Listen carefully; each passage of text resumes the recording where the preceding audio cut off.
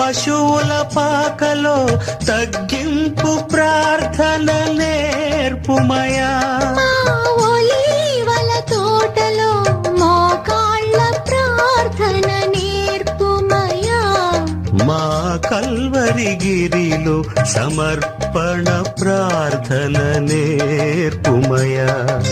నేర్పుమయా ప్రభు నేర్పుమయా.